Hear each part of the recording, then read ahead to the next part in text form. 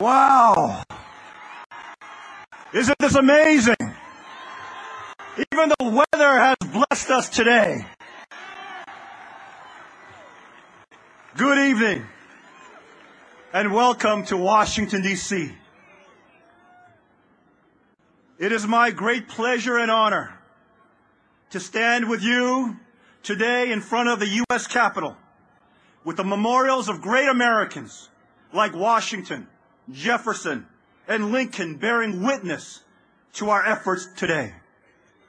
It is a breathtaking view, and I feel we stand on hallowed ground where the past and the present can come together as one, and a greater tomorrow can begin for all Americans and all our neighbors throughout the world. My friends, this mall commemorates the sacrifices of men and women who served the cause of freedom and paid the ultimate price on foreign shores. The world owes a great debt to this nation and the brave and selfless young men who have given their life for the American. These grounds have also been the venue of stirring oratory that have moved the hearts of men and women to do great things in their nations and their communities. Just 48 years ago, a newly elected president, John F. Kennedy, challenged all Americans, ask not what your country can do for you. Ask what you can do for your country. He launched a bold new initiative called the Peace Corps, inspiring subsequent generations of young people with a culture of global service. 3 years later, at the height of the civil rights struggle, a young, courageous Martin Luther King Jr., standing in front of the Lincoln Memorial, delivered a passionate dream where he articulated, "I have a dream." He yearned for the day when the children of all races would be judged not by the color of their skin, but the content of their character. Citing the Declaration of Independence, that all men are created equal and entitled with inalienable rights endowed by their Creator. King said that the struggle for civil rights for the blacks was not just a struggle for black equality, but a timeless ideal rooted in the American dream. Thank you. 13 years ago,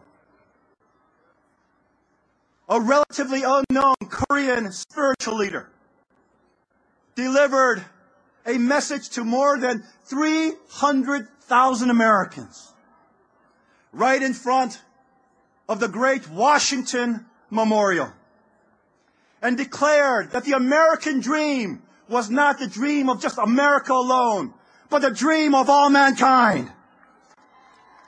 That man that spoke to those Americans 32 years ago was none other than my father, the Reverend Dr. Sun Myung Moon.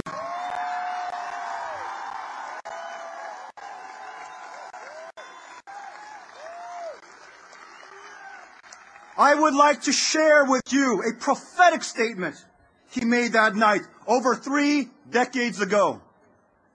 The United States of America, transcending race and nationality, is already the model of a unified world. She must realize that the abundant blessings which God has been pouring upon this land are not just meant for the children of America alone, but for the children of the world. Upon the foundation of world Christianity, America must exercise her responsibility as a world leader and a chosen nation of God. Wow. As a proud son, I am filled with deep emotion as I stand here before you today.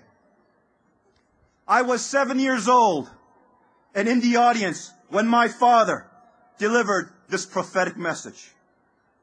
I believe my life, as well as that of my family, has come full circle as we gather once again on this hallowed ground to awaken this nation, to fulfill its providential destiny, and lead the world to peace. For I can tell you, as surely as the sun will rise, that those words did not fall upon deaf ears that historic night long ago, but stirred the imagination of a new generation of young leaders dedicated to realizing a truly universal, expanded version of the American dream. We, gathered here today, are heirs of that prophecy. Ladies and gentlemen, we are at a crossroads. Throughout the world and at home, there is a growing anxiety in the air stemming from one crisis after another. The global war against terror has fundamentally changed the way that we Americans live. We are in a constant state of uncertainty, compounded by an economic downturn, rising energy and food costs, and the collapse of our financial institutions. Add to that the massive devastation from natural disasters in New Orleans, Florida, and California, and it seems that all the power and might of America cannot keep us safe.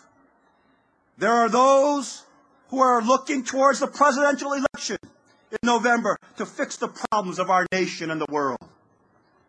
However, the solution to our national and global quandary cannot be solved by one man, party, or administration. It is far too complex to be addressed in the same old political, economic, diplomatic, and even military manner of the past.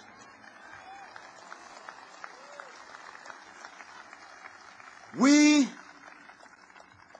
definitely need change, but not for the sake of change. The world needs leadership, and America can provide that leadership if it could inspire the human family to become one, united around the dream of building one family under God.